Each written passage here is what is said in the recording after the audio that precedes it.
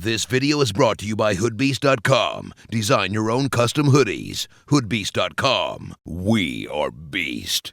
What's up, everybody? It's Seth from Fowler Customs, and today I'm reviewing a brand new shoe from Q4 Sports, the 495 Low.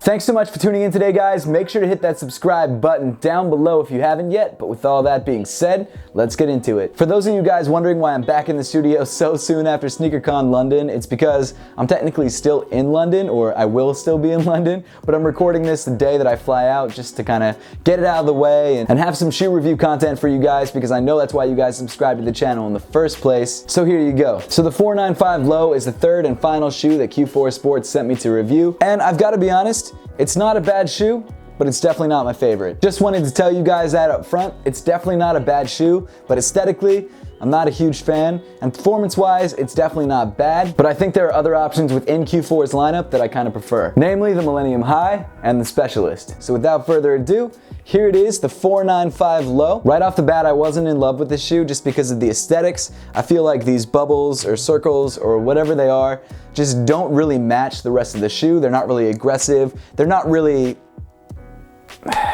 I don't dig them. Jumping right into the upper, you've got this thick mesh-like woven material. It's surprisingly stiff, and that's because they backed it with some sort of synthetic material, but it does provide a lot of support, so I do like it. On the toe box, you've got little holes for ventilation, and then around the base of the upper, you've got this fuse overlay for added durability. In fact, they even added a thick extra layer of material on top of that fuse overlay just around the tip of the toe, just so over time when you play in the shoe, it's not gonna wear down. As I mentioned before, you've got these circles or bubbles all around the fuse overlay in grays, whites, and I thought they were greens, but it looks like it's just gray and whites. And if it didn't have this print, I think it would look a lot better. In fact, it already reminds me a lot of the Jordan 11 Low IE, and I think it would look pretty similar if you took these off.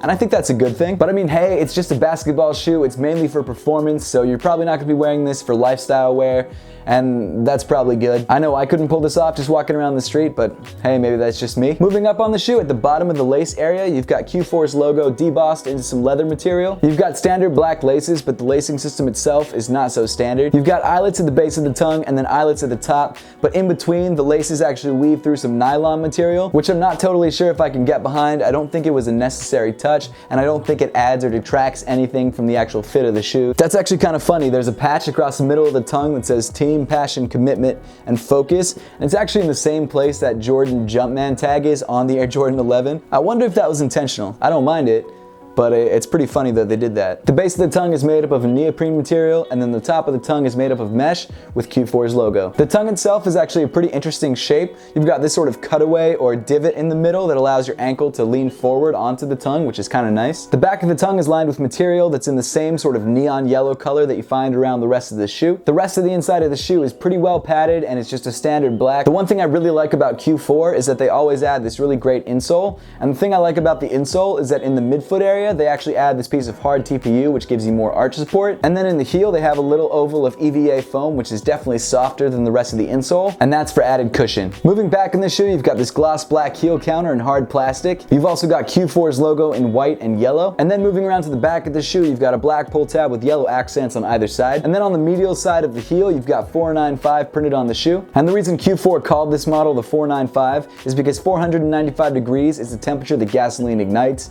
hence explosive play. Moving down on the shoe, you've got this matte black compressed midsole, and like I've said on my previous Q4 reviews, I really like Q4's compressed cushioning. It's super responsive, it's super comfortable. The one difference I noticed between this cushion and the previous cushions that I tested on the other models is that this seems to be a little bit stiffer, so if you like court feel, this may be the way to go. Finally, moving to the bottom of the shoe, you've got this black and yellow split herringbone outsole. Traction's not bad, but it's definitely not great on dusty courts. You've also got this faux carbon fiber shank plate in the middle of the shoe. I don't love that it's not real carbon fiber and then it's just a carbon fiber print, but it's not a big deal. It works the same way, and it probably keeps the cost lower. One thing I really like about Q4 models is that the rubber compounds that they use on their outsoles are great for both indoors and outdoors. So this is a great shoe if you want to play in the court in the morning and then play outdoors at night. It's a really hard rubber compound, so it won't wear down that fast. And because there's so much fuse overlay on the shoe, it's already a pretty durable model. So you should have no problem with durability no matter where you play. Overall, the Q4 Sports 495 Low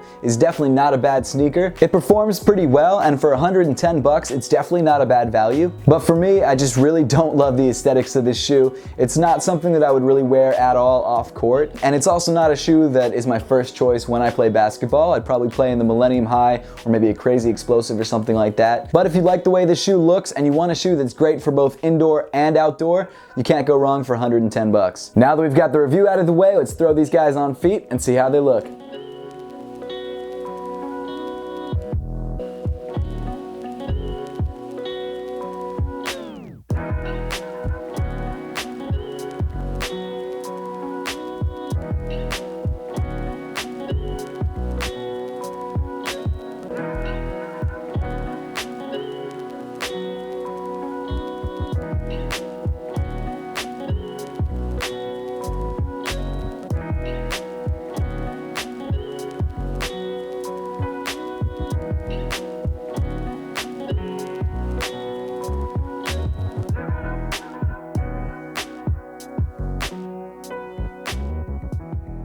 That's pretty much it for the video today, guys. Make sure to leave a comment in the comment section down below letting me know what you think of the 495 Low and if you're planning to grab a pair for yourself. And as always, guys, thank you so much for watching. Please make sure to give this video a thumbs up if you liked it. Subscribe to Fowler Customs if you want to see more content just like this, and follow Fowler Customs on Snups, Instagram, and on Twitter.